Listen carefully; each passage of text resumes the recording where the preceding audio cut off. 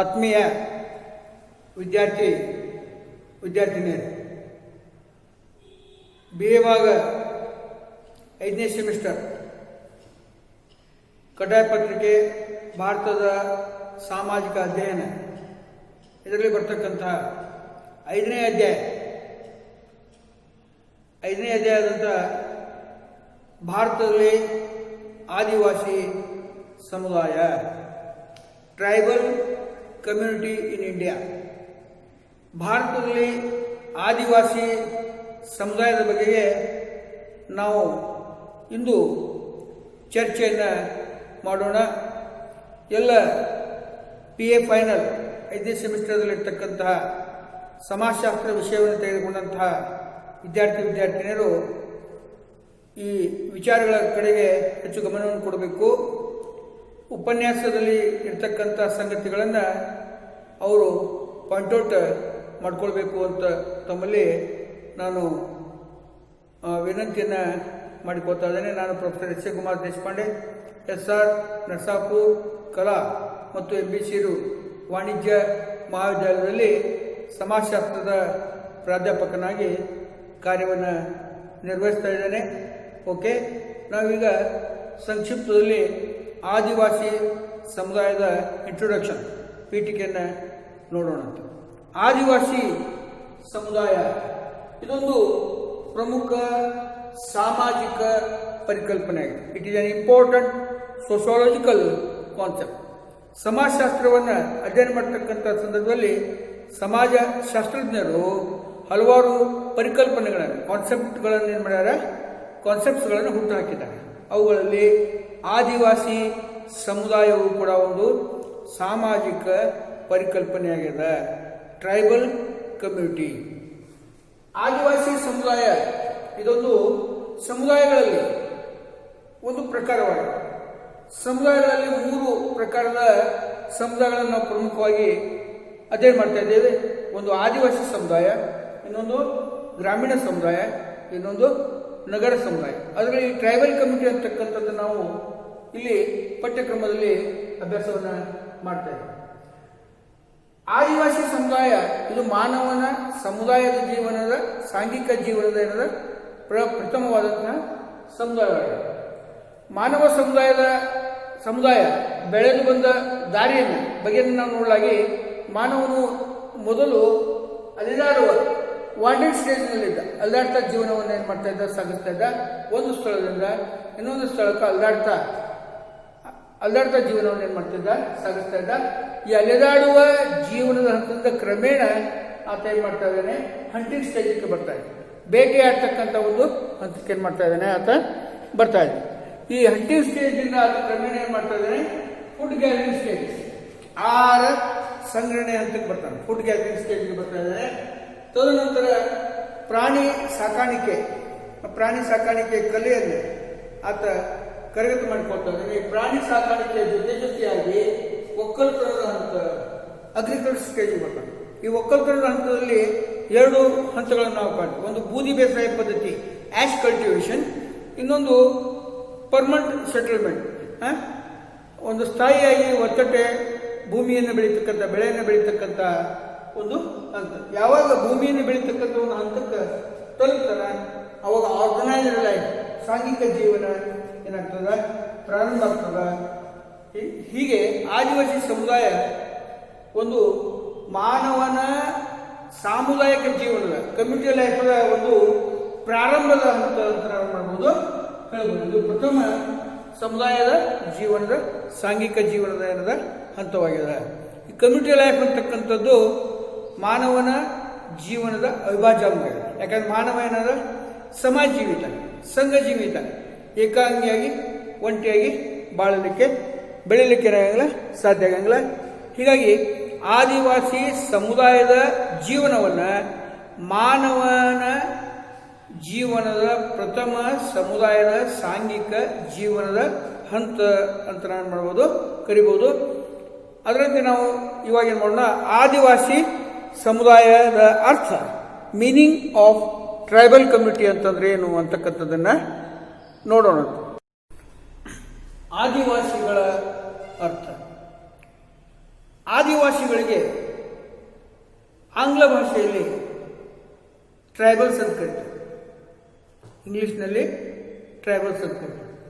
ಈ ಟ್ರೈಬಲ್ಸ್ ಅಂತಕ್ಕಂಥ ಶಬ್ದ ಲ್ಯಾಟಿನ್ ಭಾಷೆಯಿಂದ ಆಯ್ದುಕೊಳ್ಳಲಾಗಿದೆ. It is a derived from Latin language. ಇದನ್ನ ಲ್ಯಾಟಿನ್ ಭಾಷೆಯಿಂದ ಏನು ಮಾಡಿದ ಆಯ್ದುಕೊಳ್ಳಲಾಗಿದೆ. ಲ್ಯಾಟಿನ್ ಭಾಷೆಯಲ್ಲಿ ಟ್ರೈಬಲ್ಸ್ ಅಂತ ಕರೀತಾರೆ. ಟ್ರೈಬಲ್ಸ್ ಅಂದ್ರೆ ಪ್ರಾಚೀನ ರೋಮ್ ಜನತೆಯ ಸಮುದಾಯದ ಒಂದು ಭಾಗ ಅಥವಾ ಮಂಡಲ ಅಂತ ಏನು ಮಾಡಲಾಗ್ತಾ ಇದೆ, ಅರ್ಥೈಸಲಾಗ್ತದೆ. ಪಾಶ್ಚಿಮಾತ್ಯ ದೇಶಗಳಲ್ಲಿ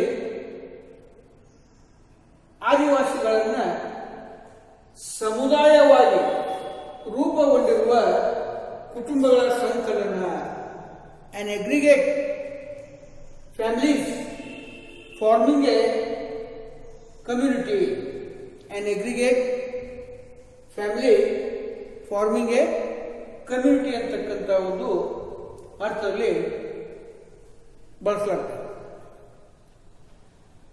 ನಮ್ಮ ಸಮಾಜಶಾಸ್ತ್ರದ ಹಾಗೂ ಮಾನವಶಾಸ್ತ್ರದ ಸಾಹಿತ್ಯದಲ್ಲಿ ಆದಿವಾಸಿಗಳನ್ನು ಮೂಲ ನಿವಾಸಿಗಳು ಅಬಾರ್ಜಿನ್ಸ್, ಒರಿಜಿನ್ಸ್, ಮೂಲ ನಿವಾಸಿಗಳು, ಪ್ರೀಲಿಟ್ರೇಟ್ ಕಮ್ಯುನಿಟಿ, ಅಕ್ಷರ ಪೂರ್ವ ಸಂಸ್ಕೃತಿಯ ಜನಾಂಗ, ಪ್ರೀಲಿಟ್ರೇಟ್ ರೇಸ್, ಅಕ್ಷರ ಪೂರ್ವ ಸಂಸ್ಕೃತಿಯ ಜನಾಂಗ, ಅರಣ್ಯಗಳಲ್ಲಿ ವಾಸಿಸ್ತಕ್ಕಂತಹ, ಗುಡ್ಡಗಾಡುಗಳಲ್ಲಿ ವಾಸಿಸ್ತಕ್ಕಂತಹ, ಗಿರಿಕಂದರಗಳಲ್ಲಿ ವಾಸಿಸ್ತಕ್ಕಂತಹ, ದಟ್ಟವಾದಂತಹ ಅರಣ್ಯಗಳಲ್ಲಿ ಚಿಕ್ಕ ಚಿಕ್ಕ ತಂಡಗಳಾಗಿ ಸಮುದಾಯಗಳಲ್ಲಿ ವಾಸಿಸ್ತಕ್ಕಂತಹ ಜನರ ಸಮುದಾಯಕ್ಕೆ ಆದಿವಾಸಿ ಸಮುದಾಯಗಳು ಅಂತ ಏನು ಮಾಡ್ತಾರೆ ಕರೀತಾರೆ. ಭಾರತದಲ್ಲಿ ಒಂದು ಅಂದಾಜಿನಂತೆ ಸುಮಾರು 15 ಕೋಟಿಗಿಂತ ಹೆಚ್ಚು ಆದಿವಾಸಿಗಳು ವಾಸವಾಗಿದ್ದಾರೆ ಅಂತಕ್ಕಂಥ ಒಂದು ಸಂಗತಿಯನ್ನು ನಾವು ಕಾಣಬಹುದು. ಭಾರತದ ಕರಾವಳಿ ಪ್ರದೇಶಗಳ ದಂಡೆಗುಡ್ಡ ಅರಣ್ಯಗಳಲ್ಲಿ ಸಾಮಾನ್ಯವಾಗಿ ಎಲ್ಲ ರಾಜ್ಯಗಳಲ್ಲಿ ಒಂದಿಲ್ಲೊಂದು ರೀತಿಯ ಉದ್ಯೋಗ, ಸಂಸ್ಕೃತಿ, ಆಚಾರ ವಿಚಾರಗಳನ್ನು ಹೊಂದಿರತಕ್ಕಂಥ ಸಣ್ಣ ಸಮುದಾಯಗಳು ಬೆಳೆದುಕೊಂಡು ಬಂದಿರುವುದನ್ನು ನಾವು ಮಾಡಬಹುದು, ಕಾಣಬಹುದು.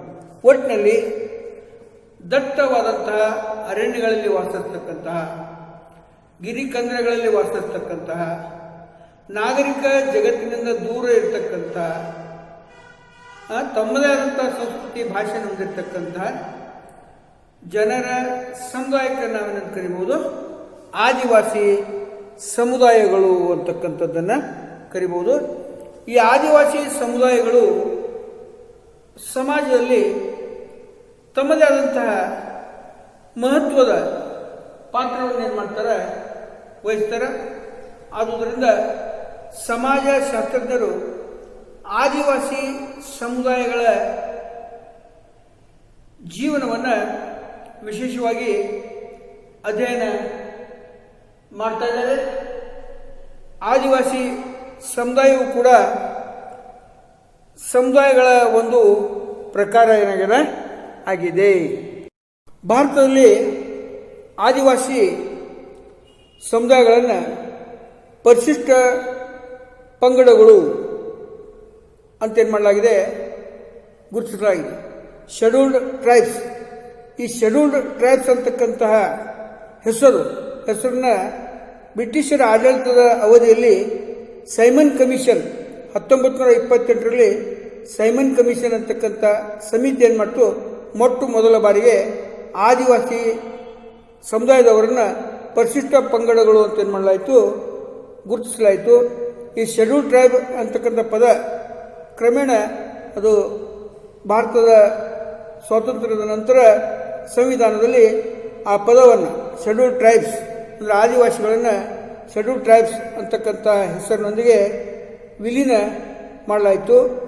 ಈ ಶೆಡ್ಯೂಲ್ ಟ್ರೈಬ್ಸ್ ಅಂತ ಗುರುತಿಸಿ ಅವರಿಗೆ ವಿಶೇಷವಾದಂತಹ ಸಂವಿಧಾನಾತ್ಮಕ ಸೌಲಭ್ಯಗಳನ್ನು ಕೊಟ್ಟಿರ್ತಕ್ಕಂಥದ್ದನ್ನು ನಾವು ಕಾಣಬಹುದು.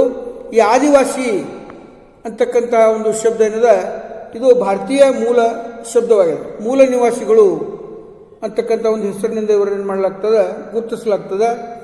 ಅನೇಕರು ಅನೇಕ ರೀತಿಯಲ್ಲಿ ಆದಿವಾಸಿ ಸಮುದಾಯದವರನ್ನು ಏನು ಮಾಡ್ಯಾರ ಗುರುತಿಸಿರುವುದನ್ನು ನಾವು ಕಾಣಬಹುದು. ಇಲ್ಲಿ ರಿಸ್ಲೆ ಎಲ್ವಿನ್ ಅಂತಕ್ಕಂಥವ್ರು ಆದಿವಾಸಿಗಳನ್ನು ಎಬೋರ್ಜಿನಲ್ಸ್ ಅಂತ ಕರೆದರು. ಅದರಂತೆ ಸರ್ ಬೈನ್ಸ್ ಅವರು ಆದಿವಾಸಿಗಳನ್ನು ಹಿಲ್ ಟ್ರೈಬ್ಸ್ ಅಂತ ಏನು ಮಾಡ್ತಾರೆ ಕರೀತಾ ಇದ್ದಾರೆ. ಡಾಕ್ಟರ್ ಹಟನ್ ಅಂತಕ್ಕಂತಹ ಸಮಾಜ ಚಿಂತಕ ಮತ್ತು ಮಾನವ ಶಾಸ್ತ್ರಜ್ಞ ಆದಿವಾಸಿಗಳನ್ನು ಪ್ರಿಮಿಟಿವ್ ಟ್ರೈಬ್ಸ್ ಅಂತ ಏನು ಮಾಡ್ತಾನೆ ಕರೀತಾನೆ. ಟಕ್ಕರ್ ಬಾಪಾ ಅಂತಕ್ಕಂಥ ಸಮಾಜ ಸುಧಾರಕ, ಭಾರತೀಯ ಸಮಾಜ ಸುಧಾರಕ ಆದಿವಾಸಿಗಳನ್ನು ಆದಿ ಪ್ರಜಾ ಅಂತ ಏನು ಮಾಡ್ತಾನೆ ಹೆಸರಿನಿಂದ ಗುರುತಿಸ್ತಾ ಇದ್ದಾರೆ. ಡಾಕ್ಟರ್ GS ಗುರೆ ಅವರು ಆದಿವಾಸಿಗಳನ್ನು ಹಿಂದುಳಿದಗಳು ಬ್ಯಾಕ್ವರ್ಡ್ ಹಿಂದೂಸ್ ಅಂತ ಏನು ಮಾಡ್ತಾರೆ ಐಡೆಂಟಿಫೈ ಮಾಡ್ತಾ ಇದ್ದಾರೆ. ಅಂತಾರಾಷ್ಟ್ರೀಯ ಕಾರ್ಮಿಕ ಸಂಘ ಇವ್ರನ್ನ ಇಂಡಿಜಿನಿಯಸ್ ಪೀಪಲ್ ದೇಶೀಯ ಜನವರ್ಗ ಅಂತ ಏನು ಮಾಡ್ತಾ ಇದ್ದಾರೆ ಸಂಘ ಗುರುತಿಸ್ತಾ ಇದೆ. ಹೀಗೆ ಅನೇಕ ರೀತಿಯಲ್ಲಿ ಆದಿವಾಸಿಗಳನ್ನು ವನ್ಯ ಜಾತಿಗಳು, ವನವಾಸಿಗಳು, ಅರಣ್ಯವಾಸಿಗಳು, ಕಾಡು ಜನಾಂಗ ಅಂತ ಹೀಗೆ ಅನೇಕ ರೀತಿಯಲ್ಲಿ ಗುರುತಿಸಲಾಗ್ತಾ ಇದೆ. ಗಾಂಧೀಜಿಯವ್ರನ್ನ ಆದಿವಾಸಿಗಳನ್ನು ಆದಿವಾಸಿ ಸಮುದಾಯದವ್ರನ್ನ ಗಿರಿಜನರು ಅಂತ ಏನು ಮಾಡ್ತಾರೆ ಕರಿತಾ ಇದ್ದಾರೆ. ಅದರಂತೆ ಡಾಕ್ಟರ್ ವಿದ್ಯಾರ್ಥಿ ಮತ್ತು BK ರೈ ಅವರು ಭಾರತೀಯ ಜನಾಂಗದ ಪೂರ್ವಜರ ಜಾಡಿನಲ್ಲಿ ಬರುವಂಥ ಆದಿವಾಸಿಗಳು ವಿವಿಧ ಜನಾಂಗದ ಮಿಶ್ರಣದ ಮೂಲಭೂತ ಅಂಗವಾಗಿದ್ದಾರೆ ಅಂತಕ್ಕಂಥ ಒಂದು ಮಾತನ್ನು ಹೇಳ್ತಾ ಇದ್ದಾರೆ. ಹೀಗೆ ಆದಿವಾಸಿಗಳನ್ನು ಹಲವಾರು ಪದನಾಮಗಳಿಂದ ಹೆಸರುಗಳಿಂದ ಭಾರತದಲ್ಲಿ ಏನು ಮಾಡಲಾಗ್ತಾ ಇದೆ ಗುರುತಿಸಲಾಗ್ತದೆ. ಈ ಆದಿವಾಸಿಗಳು ತಮ್ಮದೇ ಆದಂಥ ವಿಶಿಷ್ಟವಾದಂತಹ ಉದ್ಯೋಗ, ಸಂಸ್ಕೃತಿ, ಆಚಾರ ವಿಚಾರ, ಆಹಾರ ಪಾನೀಯ ಪದ್ಧತಿ, ಔಷಧೀಯ ಜ್ಞಾನ, ಸಾಹಸ ಮನೋಭಾವನೆ, ಕಲಾ ಕೌಶಲ್ಯತೆ, ಸಂಘಟನಾ ಒಂದು ಶಕ್ತಿ ಮುಂತಾದವುಗಳ ಮೂಲಕ ತಮ್ಮದೇ ಆದಂಥ ವೈಶಿಷ್ಟ್ಯ ಪೂರ್ಣವಾದಂತಹ ಸಂಸ್ಕೃತಿಯನ್ನು ಹೊಂದಿದ್ದು ವಿಶಿಷ್ಟವಾದಂತಹ ಸಮುದಾಯವಾಗಿ ಹೊರಹೊಮ್ಮಿರುವುದನ್ನು ನಾವೇನು ಮಾಡ್ಬೋದು ಕಾಣಬಹುದು. ಆದಿವಾಸಿ ಸಮುದಾಯದ ವ್ಯಾಖ್ಯೆಗಳನ್ನು ನಾವಿವಾಗ ನೋಡೋಣ. ಮೊದಲನೆಯ ವ್ಯಾಖ್ಯೆ ಭಾರತದ ಇಂಪೀರಿಯಲ್ ಗೆಜಿಟೇರ್ ಪ್ರಕಾರ ಆದಿವಾಸಿಗಳು ಎಂದರೆ ಒಂದೇ ಹೆಸರನ್ನು ಹೊಂದಿರುವ ಕಾಮನ್ ನೇಮ್, ಒಂದೇ ಹೆಸರನ್ನು ಹೊಂದಿರುವ, ಒಂದೇ ಭಾಷೆಯನ್ನು ಮಾತನಾಡ್ತಕ್ಕಂತಹ common language, speaking common language, ಒಂದೇ ಭಾಷೆಯನ್ನು ಮಾತನಾಡ್ತಕ್ಕಂತಹ, ಒಂದೇ ಭೂಪ್ರದೇಶದಲ್ಲಿ ವಾಸಿಸುವ ಕಾಮನ್ ಟೆರಿಟರಿ, ಒಂದೇ ಭೂಪ್ರದೇಶದಲ್ಲಿ ವಾಸಿಸುವ, ಹೆಚ್ಚು ಕಡಿಮೆ ಒಳ ಬಾಂಧವ್ಯ ವಿವಾಹ ಸಂಬಂಧವನ್ನು ಹೊಂದಿರತಕ್ಕಂತಹ ಎಂಡೋಗಮಸ್ ಗ್ರೂಪ್, ಮೋರ್ ಆರ್ ಲೆಸ್, ಆಹಾರ ಬಳಕೆಯ ವಿಷಯಗಳಲ್ಲಿ, ವೈವಾಹಿಕ ವಿಧಿ ನಿಷೇಧಗಳ ವಿಷಯದಲ್ಲಿ, ಸಾಮಾಜಿಕ ಸಂಪರ್ಕ ನಿಷೇಧಗಳಲ್ಲಿ ಮುಂತಾದವುಗಳಲ್ಲಿ ನಾವು ಒಳಬಾಂಧವ್ಯ ಸಂಬಂಧಗಳನ್ನು ಕಾಣ್ತೀವಿ. ಒಳಬಾಂಧವ್ಯ ಸಂಬಂಧಗಳನ್ನು ಒಳಗೊಂಡಿರ್ತಕ್ಕಂಥ ಕಲೆಕ್ಷನ್ ಆಫ್ ಫ್ಯಾಮಿಲಿ, ಕುಟುಂಬಗಳ ಸಮೂಹವೇ ಆದಿವಾಸಿ ಸಮುದಾಯ ಅಂತಕ್ಕಂಥ ಒಂದು ವ್ಯಾಖ್ಯೆಯನ್ನು ಭಾರತದ ಇಂಪೀರಿಯಲ್ ಗೆಜಿಟೇರ್ ಅಭಿಪ್ರಾಯವನ್ನು ವ್ಯಕ್ತಪಡಿಸ್ತಾರೆ. ಅದರಂತೆ ಜೇಲ್ ಗಿಲಿನ್ ಮತ್ತು ಜೆ ಗಿಲಿನ್ ಅಂತಕ್ಕಂತಹ ಸಮಾಜ ಶಾಸ್ತ್ರಜ್ಞರ ಪ್ರಕಾರ ಒಂದು ಸ್ಥಳದಲ್ಲಿ ವಾಸಿಸ್ತಕ್ಕಂಥ, ಒಂದೇ ಸ್ಥಳದಲ್ಲಿ ವಾಸಿಸುತ್ತಾ, ಒಂದೇ ಭಾಷೆ ಕಾಮನ್ ಲ್ಯಾಂಗ್ವೇಜ್, ಒಂದೇ ಭಾಷೆಯನ್ನು ಮಾತನಾಡ್ತಕ್ಕಂಥ, ಒಂದೇ ಸ್ವರೂಪದ ಮೋರ್ ಆರ್ ಲೆಸ್ ಒಂದೇ ಸ್ವರೂಪದ ಸಂಸ್ಕೃತಿಯನ್ನು ಹೊಂದಿರುವಂತಹ ಸ್ಥಳೀಯವಾಗಿ ಲೋಕಲೈಸ್ಡ್ ಗ್ರೂಪ್, ಸ್ಥಳೀಯವಾಗಿ ವಾಸಿಸುವ ಸಮುದಾಯಗಳ ಸಮೂಹ ಅಂತಕ್ಕಂಥ ಒಂದು ಮಾತನ್ನ ಜೆ.ಎಲ್. ಗಿಲಿನ್ ಮತ್ತು ಜೆ.ಎ. ಗಿಲಿನ್ ಅವರು ವ್ಯಕ್ತಪಡಿಸ್ತಾರೆ. ಒಟ್ಟಿನಲ್ಲಿ ಅನೇಕ ಸಮಾಜಶಾಸ್ತ್ರಜ್ಞರು ಆದಿವಾಸಿಗಳು ಅಂತಂದ್ರೆ ಮೂಲ ನಿವಾಸಿಗಳು, ಗಿರಿಕಂದ್ರಗಳಲ್ಲಿ ವಾಸಿಸ್ತಕ್ಕಂಥ, ದಟ್ಟವಾದಂಥ ಅರಣ್ಯಗಳಲ್ಲಿ ವಾಸಿಸ್ತಕ್ಕಂಥ, ನಾಗರಿಕರ ಸಂಪರ್ಕದಿಂದ ದೂರ ಇರತಕ್ಕಂಥ ಜನರ ಸಮುದಾಯವನ್ನ ಆದಿವಾಸಿಗಳು ಅಂತ ಮಾಡ್ತಾ ಇದ್ದಾರೆ, ಕರಿತಾ ಇದ್ದಾರೆ. ಆದಿವಾಸಿಗಳು ಒಂದೇ ರೀತಿಯಾದಂಥ ಭಾಷೆ, ಒಂದೇ ರೀತಿಯಾಗಿ ಮಾತನಾಡ್ತಕ್ಕಂಥ ಕಲಾಕೌಶಲ್ಯತೆ, ಉದ್ಯೋಗದ ಸ್ವರೂಪ ಮುಂತಾದ ವಿಶಿಷ್ಟವಾದಂತಹ ಲಕ್ಷಣಗಳನ್ನು ಹೊಂದಿರತಕ್ಕಂತಹ, ನಾಗರಿಕ ಸಂಪರ್ಕದಿಂದ ದೂರ ಇದ್ಕೊಂಡು ವಾಸ ಮಾಡ್ತಕ್ಕಂಥ ಜನರ ಸಮುದಾಯಕ್ಕೆ ಆದಿವಾಸಿ ಸಮುದಾಯ ಎಂದು ನಾವು ಈ ಮೇಲಿನ ವ್ಯಾಖ್ಯಾನಗಳಿಂದ ಏನು ಮಾಡ್ಬೋದು, ತಿಳ್ಕೊಳ್ಬೋದು. ಒಟ್ಟಿನಲ್ಲಿ ಆದಿವಾಸಿಗಳು ಒಂದೇ ಭಾಷೆ, ಒಂದೇ ಸಂಸ್ಕೃತಿ, ಒಂದೇ ಕಲೆ, ಒಂದೇ ರೀತಿಯಾದಂಥ ಸಾಹಿತ್ಯ, ಸಾಮಾನ್ಯವಾದಂಥ ಜೀವನ ಕ್ರಮ ಮುಂತಾದ ಸಂಗತಿಗಳನ್ನು ಒಳಗೊಂಡಿರುವಂತಹ ಜನರ ಸಮೂಹ ಆಗಿದೆ ಅಂತ ನಾವೇನು ಮಾಡ್ಬೋದು, ತಿಳ್ಕೊಳ್ಬಹುದು. ಆದಿವಾಸಿ ಸಮುದಾಯದ ಲಕ್ಷಣಗಳು. ಸಾಮಾನ್ಯವಾಗಿ ಆದಿವಾಸಿ ಸಮುದಾಯಗಳು ಭಾರತವನ್ನು ಒಳಗೊಂಡು ಜಗತ್ತಿನ ಎಲ್ಲ ಭೂಪ್ರದೇಶಗಳಲ್ಲಿ ವಾಸಿಸಿರುವುದನ್ನು ನಾವು ಗಮನಿಸಬಹುದು. ಆದಿವಾಸಿ ಸಮುದಾಯಗಳು ತನ್ನದೇ ಆದಂಥ ವಿಶಿಷ್ಟವಾದಂತಹ ಲಕ್ಷಣಗಳ ಮೂಲಕ ಗುರುತಿಸಲ್ಪಡುತ್ತವೆ. ಆದಿವಾಸಿ ಸಮುದಾಯಗಳು ಅಂತಂದ್ರೆ ಏನು, ಅವುಗಳ ಜೀವನ ಕ್ರಮವನ್ನು ನಾವು ತಿಳಿದುಕೊಳ್ಬೇಕಾದ್ರೆ ಆದಿವಾಸಿ ಸಮುದಾಯಗಳ ವಿಶಿಷ್ಟವಾದಂಥ ಲಕ್ಷಣಗಳನ್ನು ನಾವು ಅಧ್ಯಯನ ಮಾಡುವುದು ಬಹಳ ಅವಶ್ಯವಾದವಾಗಿದೆ. ಆದಿವಾಸಿ ಸಮುದಾಯಗಳು ವಿಶಿಷ್ಟವಾದಂಥ ಲಕ್ಷಣಗಳನ್ನು ಏನು ಮಾಡ್ಯಾವ, ಒಳಗೊಂಡವು. ಸಾಮಾನ್ಯವಾದಂಥ ಭೂಪ್ರದೇಶ, ಕಾಮನ್ ಟೆರಿಟರಿ. ಆದಿವಾಸಿ ಸಮುದಾಯಗಳು ಸಾಮಾನ್ಯವಾದಂತಹ ಭೂಪ್ರದೇಶವನ್ನು ಹೊಂದಿರ್ತವೆ.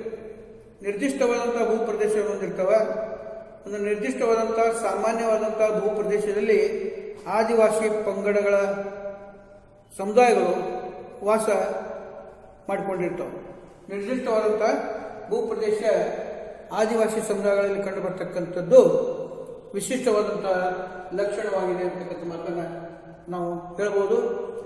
ಉದಾಹರಣೆಗಾಗಿ ಭಾರತದಲ್ಲಿ ನಾಗಾಲ್ಯಾಂಡ್ದಲ್ಲಿ ನಾಗಾ ಆದಿವಾಸಿಗಳು, ನಾಗಾಲ್ಯಾಂಡ್ದಲ್ಲಿ ನಾಗಾ ಆದಿವಾಸಿಗಳು, ಆಸಾಂ ರಾಜ್ಯದ ಭೂಪ್ರದೇಶಗಳಲ್ಲಿ ಗಾರೋ, ಖಾಸಿ, ಖಾಸಾ ಅಂತಕ್ಕಂಥ ಆದಿವಾಸಿ ಪಂಗಡಗಳು, ಮಧ್ಯಪ್ರದೇಶದ ರಾಜ್ಯದಲ್ಲಿ ಗೊಂಡರು, ಬಿಲ್ಲರು, ನೀಲಗಿರಿಯ ಬೆಟ್ಟಗಳಲ್ಲಿ ಕೊಡವರು, ಹೀಗೆ ಆದಿವಾಸಿ ಪಂಗಡದ ಸಮುದಾಯಗಳು ನಿರ್ದಿಷ್ಟವಾದಂಥ ಭೂಪ್ರದೇಶದಲ್ಲಿ ವಾಸವಾಗಿರುವುದನ್ನು ನಾವು ಕಾಣಬಹುದು.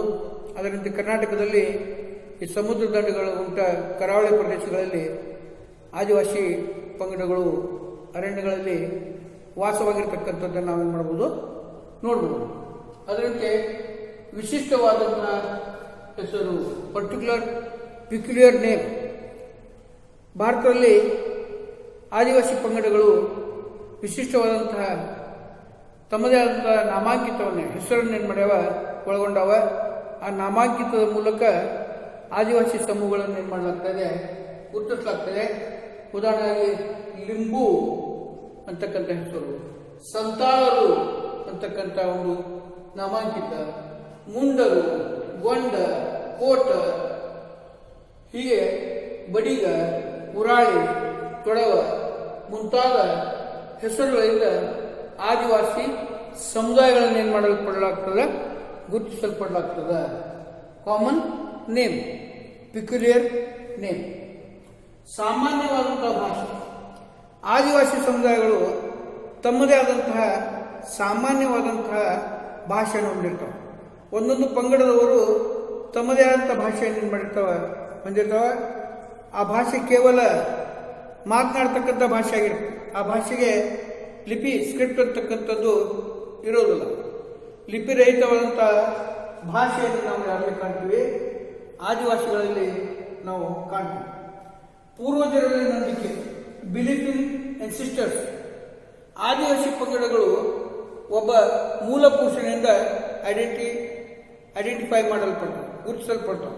ಆ ಮೂಲ ಪುರುಷ ಸ್ತ್ರೀ ಆಗಿರ್ಬೋದು ಅಥವಾ ಪುರುಷನಾಗಿರ್ಬೋದು. ಕುಲ, ಗೋತ್ರ ಮತ್ತು ವಂಶದ ಆಧಾರದ ಮೇಲೆ ಪೂರ್ವಿಕರನ್ನು ಗುರುತಿಸಲಾಗ್ತದೆ. ಪೂರ್ವಿಕರ ಆರಾಧನೆಯನ್ನು, ಪೂರ್ವಿಕರನ್ನು ಪೂಜಿಸುವ ಕ್ರಮವನ್ನು ನಾವು ಏನು ಮಾಡ್ತಾ ಇದ್ದೀವಿ? ಕಾಣ್ತಾ ಇದ್ದೀವಿ. ಅದರಂತೆ ಐಕ್ಯತೆಯ ಮನೋಭಾವ, ಸೆನ್ಸ್ ಆಫ್ ಫೀಲಿಂಗ್, ಯೂನಿಟಿ.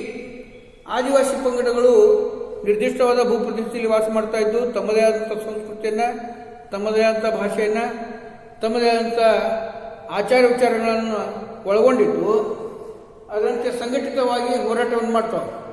ಸಮುದಾಯದ ಮೇಲೆ ಯಾರಾದರೂ ದಂಡೆತ್ತಿ ಬಂದ್ರೆ, ಸಮುದಾಯದ ಜನರಿಗೆ ಯಾರಾದರೂ ಕಿರುಕುಳವನ್ನು ಕೊಟ್ಟರೆ, ತೊಂದರೆಯನ್ನುಂಟು ಮಾಡಿದ್ರೆ, ಆಪತ್ಕಾಲದಂತಹ ಸಂದರ್ಭಗಳಲ್ಲಿ ಮತ್ತು ಯಾವುದೇ ರೀತಿಯ ಸಂದರ್ಭಗಳಿದ್ರೂ ಕೂಡ, ಸನ್ನಿವೇಶಗಳಿದ್ರೂ ಕೂಡ ಎಲ್ಲರೂ ಕೂಡಿಕೊಂಡು, ಸಮುದಾಯದ ಆದಿವಾಸಿ ಪಂಗಡದ ಸದಸ್ಯರೆಲ್ಲರೂ ಕೂಡಿಕೊಂಡು ಆ ಆಪತ್ಕಾಲದ ಪರಿಸ್ಥಿತಿಯನ್ನು ಎದುರಿಸ್ತಕ್ಕಂಥ ಒಂದು ಯೂನಿಟಿ, ಸೆನ್ಸ್ ಆಫ್ ಫೀಲಿಂಗ್, ನಾವು ನಮ್ಮವರು ಅಂತಕ್ಕಂಥ ಒಂದು ಐಕ್ಯತೆಯ ಮನೋಭಾವ, ಸಂಘಟಿತವಾದಂಥ ಹೋರಾಟವನ್ನು ಮಾಡ್ತಕ್ಕಂಥ ಕ್ರಮವನ್ನು ನಾವು ಯಾರಲ್ಲಿ ಕಾಣ್ತೀವಿ? ಆದಿವಾಸಿ ಪಂಗಡಗಳಲ್ಲಿ ಕಾಣ್ತೀವಿ. ಆದಿವಾಸಿ ಪಂಗಡಗಳಲ್ಲಿ ಕಮ್ಯುನಿಟಿ ಸ್ಪಿರಿಟ್ ಅಂತಕ್ಕಂಥದ ಬಹಳ ವಿಶಿಷ್ಟವಾಗಿ ನಾವು ಕಾಣ್ತೀವಿ. ಆ ಕಮ್ಯುನಿಟಿ ಸ್ಪಿರಿಟ್ದಿಂದಲೇ ಆದಿವಾಸಿ ಪಂಗಡಗಳು ಇತರ ಪಂಗಡಗಳಿಗಿಂತ ವಿಶಿಷ್ಟವಾಗಿ ಗುರುತಿಸಲ್ಪಡ್ತಾ ಇದ್ದಾರೆ ಅಂತಕ್ಕಂಥ ಮಾತನ್ನು ನಾವಿಲ್ಲಿ ನೋಡಬಹುದು. ಆದಿವಾಸಿ ಸಮುದಾಯಗಳು, ಪಂಗಡದವರು ರಕ್ತ ಸಂಬಂಧದ ಬಾಂಧವ್ಯವನ್ನು ಹೊಂದಿರ್ತಾರೆ.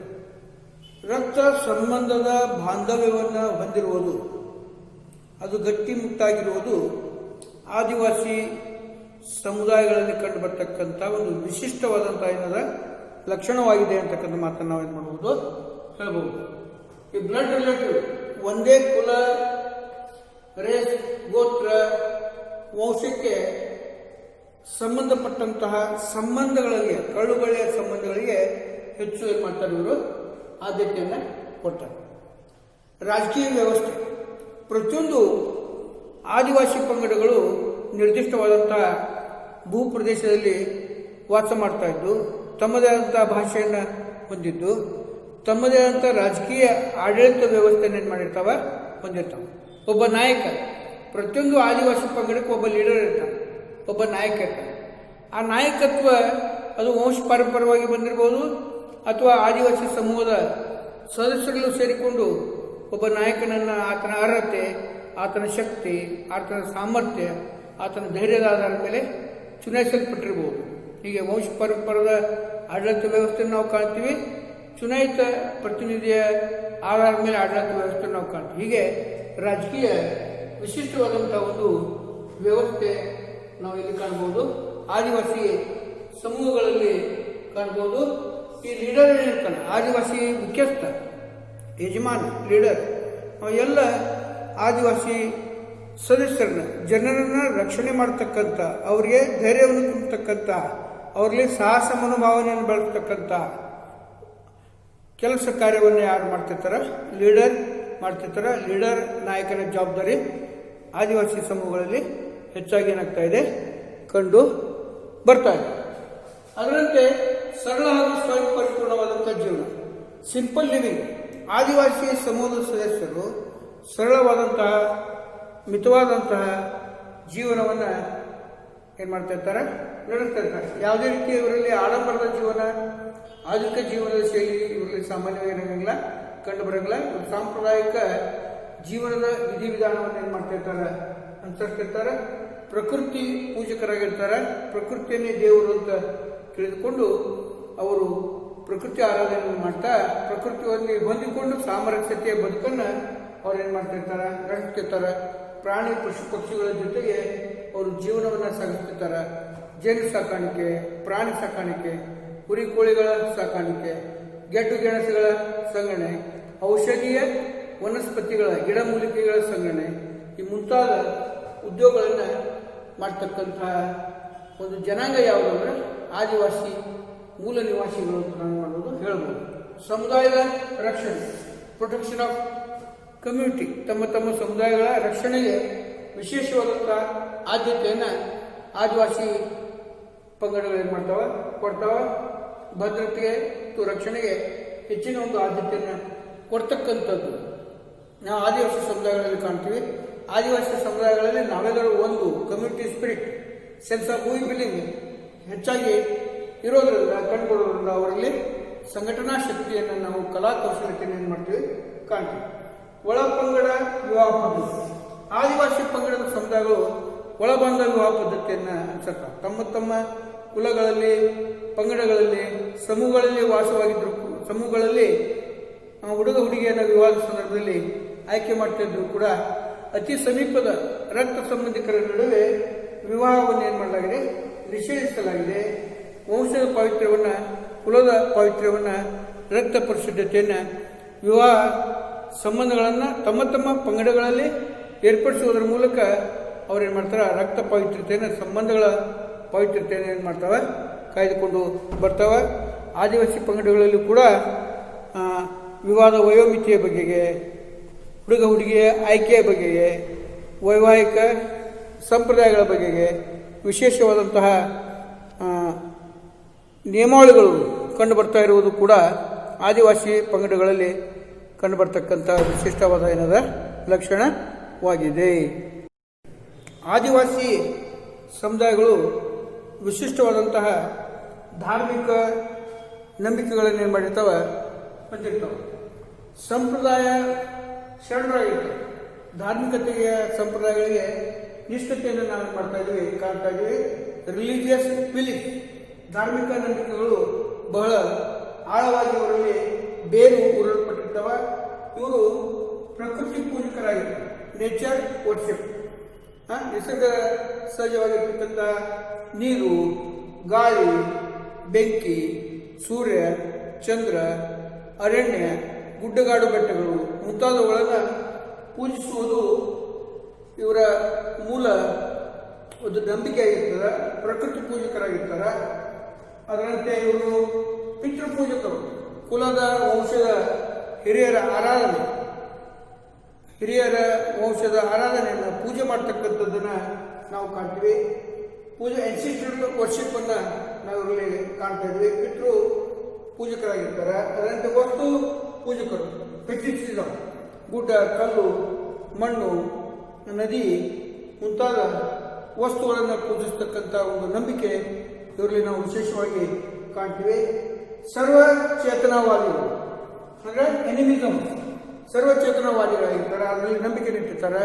ಎಲ್ಲ ಜೀವಿಗಳಲ್ಲಿ ಏನದ ಆತ್ಮದ ಶಕ್ತಿಯದ, ವಿಶಿಷ್ಟವಾದಂಥ ಒಂದು ಶಕ್ತಿಯದ ಅಂತಕ್ಕಂಥ ಒಂದು ವಿಚಾರವನ್ನು ನಾವು ಪ್ರಮುಖವಾಗಿ ಕಾಣ್ತೀವಿ. ಲಾಂಛನವನ್ನು ಹೊಂದಿರ್ತಾರೆ, ಒಂದು ಸಂಕೇತವನ್ನು. ಪ್ರತಿಯೊಂದು ಆದಿವಾಸಿ ಪಂಗಡದ ಸಮುದಾಯದವರು ಲಾಂಛನವನ್ನು, ಒಂದು ಸಂಕೇತವನ್ನು ಹೊಂದಿರ್ತಾರೆ. ಅದು ಪ್ರಾಣಿಯ ಕೋಡಿನ ರೂಪದಲ್ಲಿರ್ಬೋದು, ಅಥವಾ ಒಂದು ಕಲ್ಲಿನ ರೂಪದಲ್ಲಿರ್ಬೋದು, ಗಿಡದ ರೂಪದಲ್ಲಿರ್ಬೋದು. ಆ ಲಾಂಛನವನ್ನು ತಮ್ಮ ಒಂದು ಪಂಗಡದ ಸಂಕೇತ ಅಂತೇನು ಮಾಡ್ತಾರೆ, ಅವರು ಪರಿಗಣಿಸ್ತಾ ಇರ್ತಾರೆ. ಅದು ಅವರಿಗೆ ಬಹಳ, ಲಾಂಛನ ಏನದ ಬಹಳ ಪವಿತ್ರವಾದದ್ದಾಗಿರ್ತದೆ. ಆ ಸಮುದಾಯವಾದ ಏಕತೆಯನ್ನು, ಐಕ್ಯತೆಯನ್ನು ಪ್ರತಿನಿಧಿಸ್ತಕ್ಕಂಥ ಒಂದು ಸಂಕೇತವಾಗಿರ್ತದೆ. ಹೀಗೆ ಲಾಂಛನ ಇವರಲ್ಲಿ ಪ್ರಮುಖವಾದಂಥ ಒಂದು ಏನದ ಟೊಟೆಮಿಸಮ್ ಅಂತಕ್ಕಂಥದ್ದು ಪ್ರಮುಖವಾದಂಥ ಒಂದು ವಿಶಿಷ್ಟವಾದಂಥ ಏನದ ಲಕ್ಷಣವಾಗಿದೆ. ಹೀಗೆ ಆದಿವಾಸಿಗಳು ತಮ್ಮದೇ ಆದಂತಹ ವೈಶಿಷ್ಟ್ಯ ಪೂರ್ಣವಾದಂತಹ ವಿಶೇಷವಾದಂಥ ಏನು ಹೊಂದಿರ್ತಾರೆ, ಲಕ್ಷಣಗಳನ್ನು ಒಳಗೊಂಡಂಥ ಒಂದು ಸಮುದಾಯವಾಗಿದೆ ಅಂತಕ್ಕಂಥ ಮಾತನ್ನು ನಾವು ಹೇಳ್ಬೋದು. ಹೀಗೆ ಆದಿವಾಸಿ ಸಮುದಾಯಗಳು ತಮ್ಮದೇ ಆದಂಥ ವಿಶಿಷ್ಟವಾದಂಥ ವೈಶಿಷ್ಟ್ಯಪೂರ್ಣವಾದಂಥ ಲಕ್ಷಣಗಳನ್ನು ಒಳಗೊಂಡಿರುವುದರಿಂದಲೇ ಅದೊಂದು ವಿಶೇಷ ಸಮುದಾಯ ಅಂತೇನು ಮಾಡಲ್ಪಡ್ತದೆ, ಗುರುತಿಸಲ್ಪಡ್ತದೆ. ಸಮಾಜಶಾಸ್ತ್ರಜ್ಞರು ವಿಶೇಷವಾಗಿ ಆದಿವಾಸಿ ಸಮುದಾಯಗಳ ಜೀವನದ ಕ್ರಮಗಳ ಮೇಲೆ, ಅವರ ಉದ್ಯೋಗದ ಸ್ವರೂಪದ ಮೇಲೆ, ಅವರಲ್ಲಿರ್ತಕ್ಕಂಥ ಸಂಘಟನಾ ಶಕ್ತಿ, ಶೌರ್ಯ, ಸಾಹಸ ಶಕ್ತಿ, ಔಷಧೀಯ ಜ್ಞಾನ ಮುಂತಾದವುಗಳ ಬಗೆಗೆ ಹೆಚ್ಚಿನ ಒಂದು ಆದ್ಯತೆಯನ್ನು ಕೊಟ್ಟು ನಾಗರಿಕ ಸಮಾಜದ ಸಮುದಾಯಗಳು ಕೂಡ ಆದಿವಾಸಿಗಳಲ್ಲಿ ಇರ್ತಕ್ಕಂಥ ವಿಶಿಷ್ಟವಾದಂತಹ ಶಕ್ತಿ ಸಾಮರ್ಥ್ಯಗಳನ್ನು, ಅವರ ಒಂದು ಅನುಭವವನ್ನು ಅಳವಡಿಸ್ಕೊಳ್ಬೇಕು ಅಂತಕ್ಕಂಥ ಒಂದು ವಿಚಾರವನ್ನು ಸಮಾಜ ಶಾಸ್ತ್ರಜ್ಞರು, ಮಾನವ ಶಾಸ್ತ್ರಜ್ಞರು ಏನು ಮಾಡ್ಯಾರ, ಹೊಂದಿದ್ದಾರೆ.